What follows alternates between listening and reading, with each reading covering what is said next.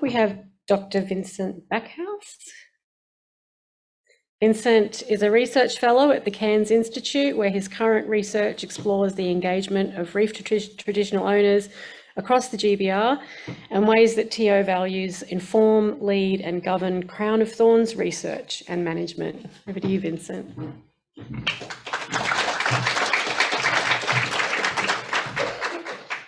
Afternoon all. Great to see familiar faces here, social scientists working in Cairns regional location. There's rare opportunities to sort of talk and speak to social science colleagues working in the reef space, so great to see you. But as always, when I present, there's more so lots of new faces in the room, so great to meet you all and talk to you and work through some of the things that we've been sort of working through up here in the Cairns Institute, up in Cairns, and trying to develop some of the pathways forward for this particular project. I just want to say thanks to Mianjin for looking after myself and the ways that I've been able to safely walk the streets and these pathways here, and certainly acknowledge the Durable and Yarraga elders, past, present and emerging, for the kinds of knowledges that they've shared with me while I've been down here, and certainly take back that understanding and that awareness of some of the things that are important for this particular special project that we're working on going forward.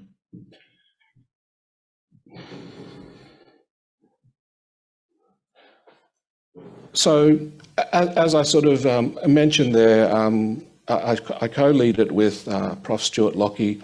but just to highlight that the co-funding by CSIP, the Reef Trust Partnership and JCU is an important part of the research design and actually thinking through where this project is going and what are the kind of assumptions that I need to be aware of and share with you, especially in these sort of forums and audiences where we're thinking through what is a pathway to research impact and some of the things that we need to be mindful of. And so right at the start, just sort of highlighting co-funding is an important part of this in relation to the Reef Trust Partnership, Traditional Owner Technical Working Group, and the team with Liz Wren, based in Townsville.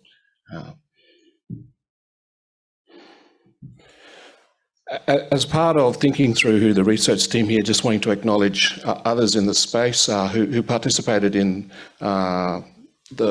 work plan, but also the development of the design document that I sort of arrived at developing at the beginning of this year, and working through some of the ideas that Kirsten, Felicia and Stewart have sort of tried to put forward as a possible framework for where we go over the next couple of years. But certainly acknowledging Dr. Tori Graham, Dr. Gillian Paxton and Dr. soon-to-be, hopefully, soon Dr. Locke S. Brooksbank in the space as part of our little team up there at the Cairns Institute working in this reef space. I just wanted to start here just on what is the kind of assumptions that I'm working through. I'm always conscious of who my audience is, and new faces here, so I don't know where people are situated in their understanding. But in thinking through some of the things here that the Reef Trust Partnership and the Great Barrier Reef Foundation have tried to think through for this Reef 2050 plan, in thinking about this particular project on the Crown of Thorns, really just wanted to highlight the feedback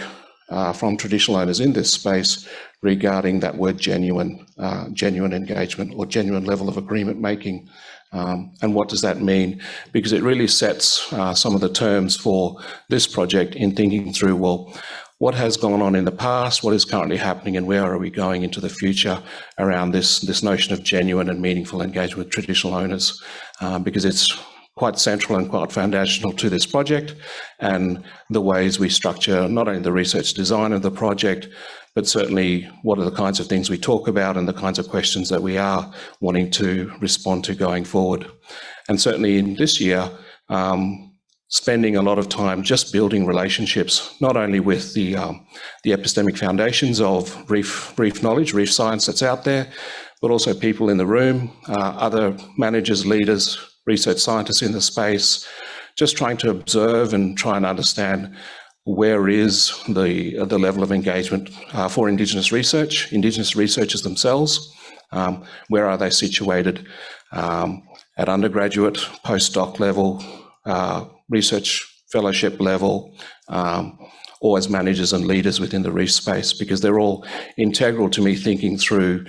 some of the assumptions from the Reef 2050 Traditional Owner Aspirations project and some of the things that they're trying to understand regarding Indigenous research and where it's going in the reef space. Certainly we heard from John Tapham this morning, but certainly the traditional owners and land and sea rangers yesterday in the traditional owner workshop. What I'd like to talk through here now is really just sort of highlight and set an agenda around Indigenous-led research, Indigenous academics, trying to respond to a space where it is becoming all too familiar, where I can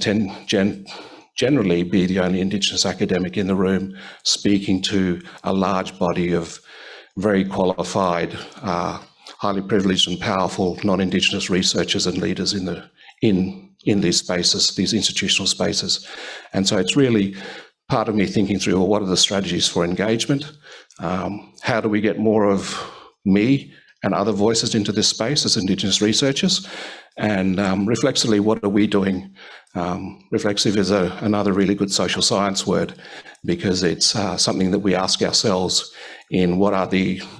potential possible exit or succession strategies for our research work that can provide steps and pathways for the next generation of Indigenous researchers to come through behind us or with us as we continue in this space.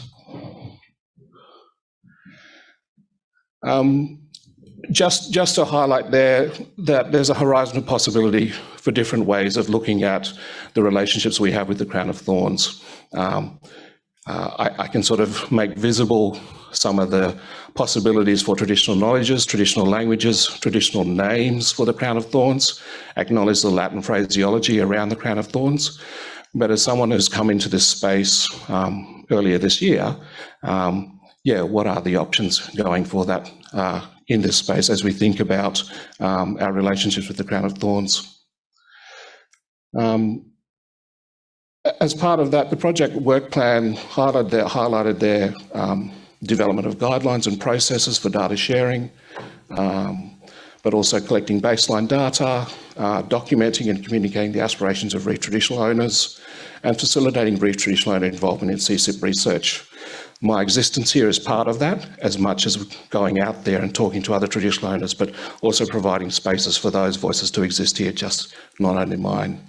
within that space, but also thinking about the individuals who are excluded from some of our maps, Torres Strait Island peoples as part of the Great Barrier Reef catchment. Where are they situated and how are they visible in some of the reef work in crown of thorn starfish that we're working with? As a simple exercise, an example here of one of the pathways to research impact as part of the framework,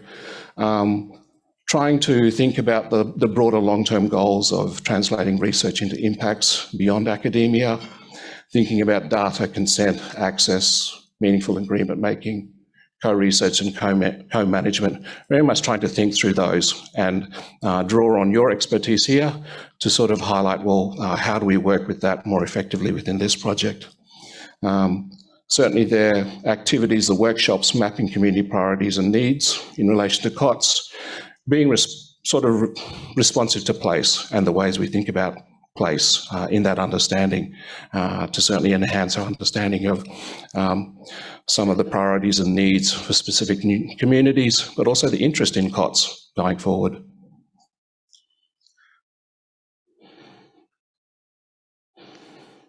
I'll leave that here because I'm getting the wind up for 30 seconds, but thank you very much for your time, and I'll be available here for questions afterwards.